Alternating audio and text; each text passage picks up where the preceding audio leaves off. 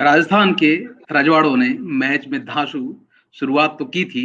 ल- बटलर और Ben Stokes कहर बनकर टूट पड़े थे, लेकिन दिल्ली कैपिटल की किस्मत ने ऐसी पलटी मारी कि राजस्थान रॉयल्स को 13 रनों की हार मिली। इस शाही जीत में अहम रोल निभाया डेब्यू स्टार तुषार देशपांडे ने। आखिरी ओवर करने आए तुषार के सामने थे हार्ड हिटर राहुल तेवतिया। उन्होंने 3 गेंदों का सामना भी किया, लेकिन राजस्थान की किस्मत नहीं चमका सके। नमस्कार, मैं हूं नित्यानंद पाठक और आप देख रहे हैं नवभारत टाइम्स ऑनलाइन। मेरे साथ हैं नवभारत टाइम्स के खेल संपादक संजीव कुमार जी। हम इनसे जानेंगे कि आखिर राजधानी एक्सप्रेस ने कैसे रजवाड़ों को पछाड़ दिया और मैच में कौन से फैसले राजस्थान के खिलाफ गए। स्वागत सर आपका। सबसे पहले तो गुड मॉर्निंग, नमस्कार।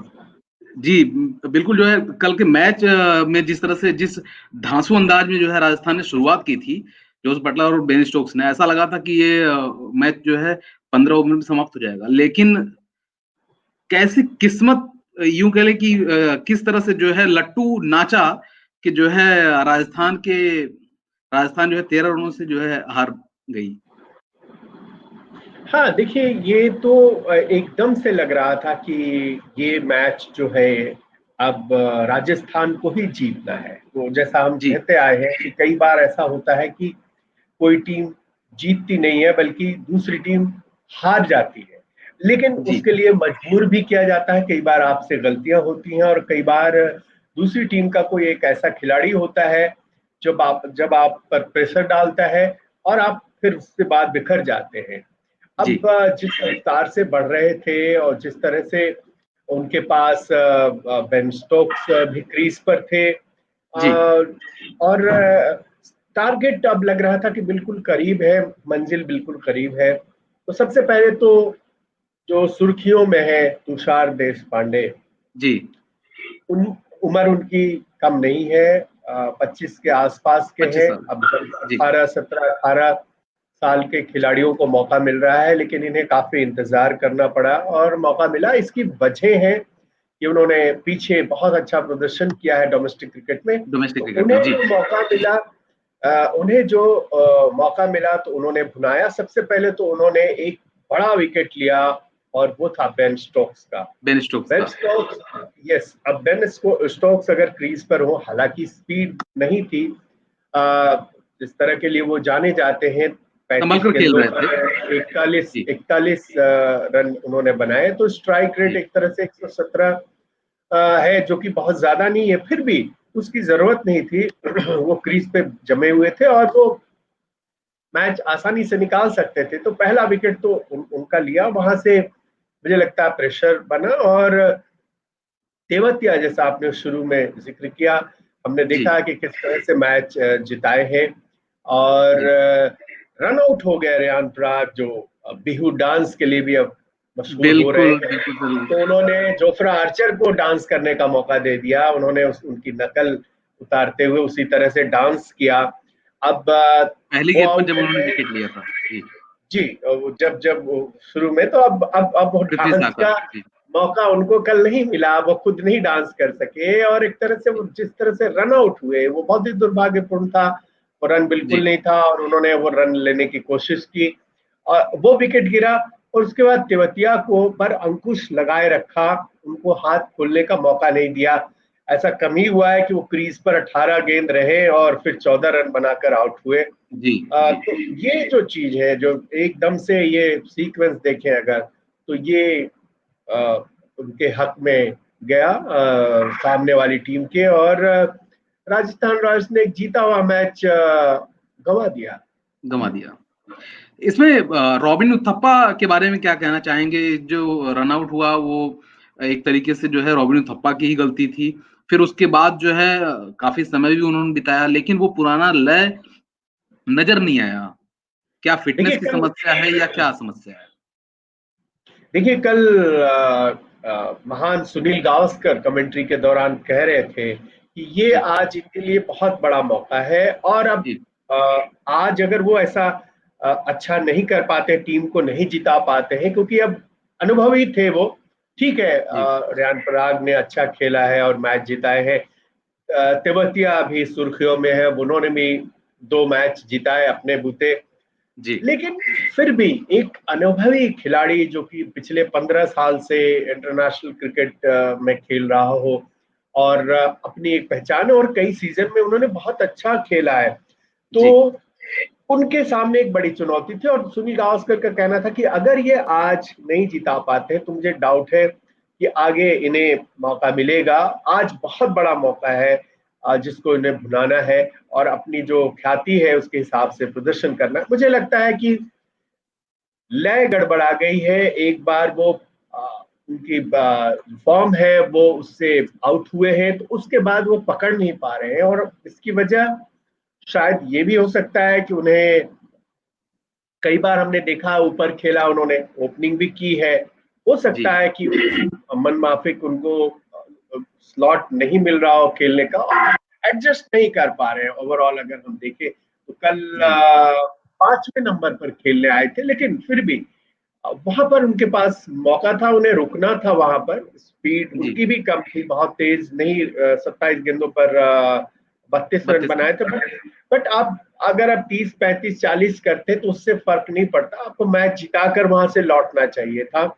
और ये जी दुर्भाग्यपूर्ण रहा कि एक और मौका उनके हाथ से निकल गया। कल हीरो बन सकते थे, वापस लय पा सकते थे, लेकिन तारीफ करनी होगी नॉर्जे की भी।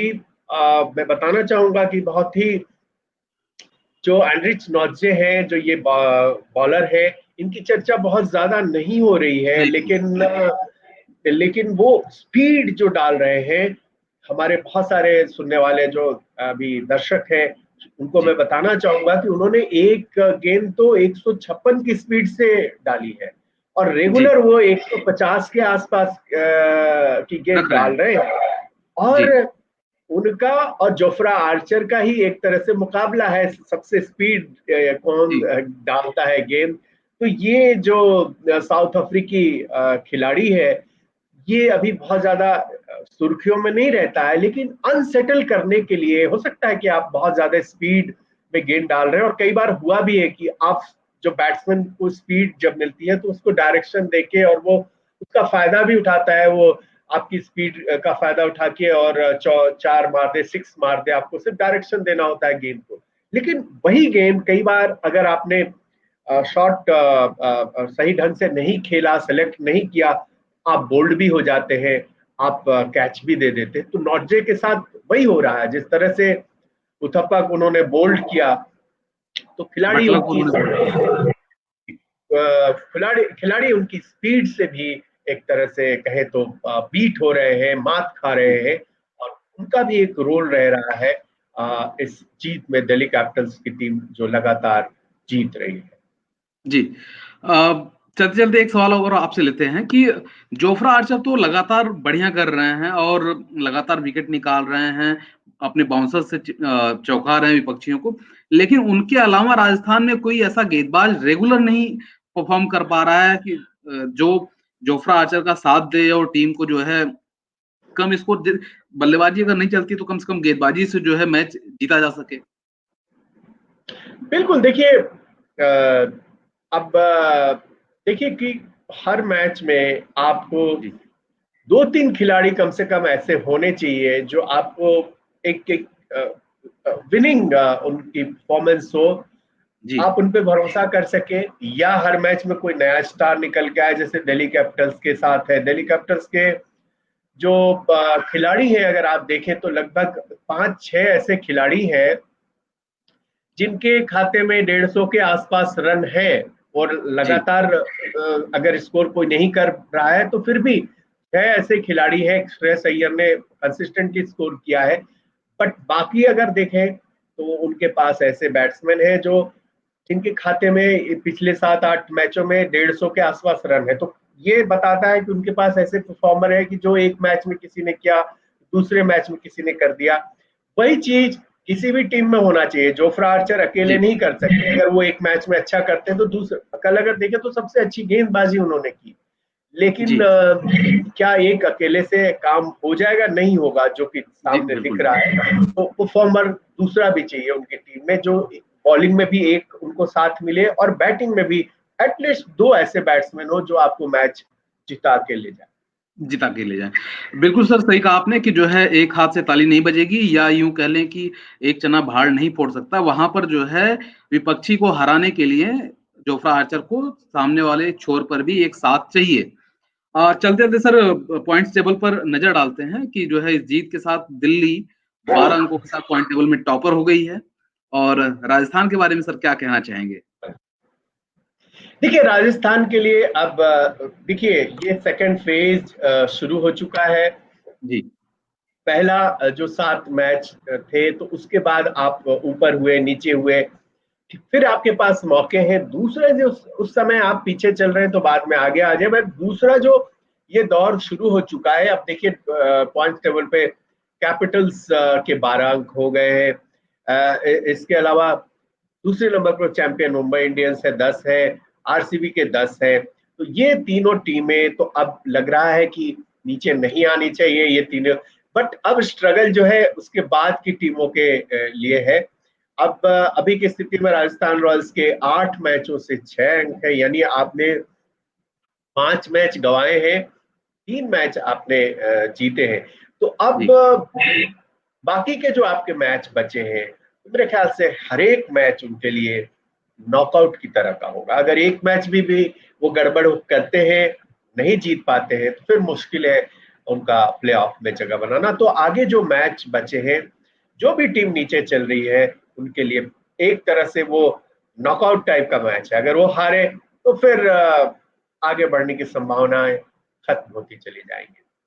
बिल्कुल सर, सही कहा आपने कि जो है जो आईपीएल का रोमांच है अब धीरे-धीरे जो है अपनी उफ़ान पर रहेगा, बढ़ता ही रहेगा। अब आगे क्या होगा इसके लिए हम अपने फैन्स से कहेंगे कि जो है वो हमारे साथ बने रहें, देखते रहें नवभारत टाइम्स ऑनलाइन और हमारी वेबसाइट को पढ़ते रहें। धन्यवाद।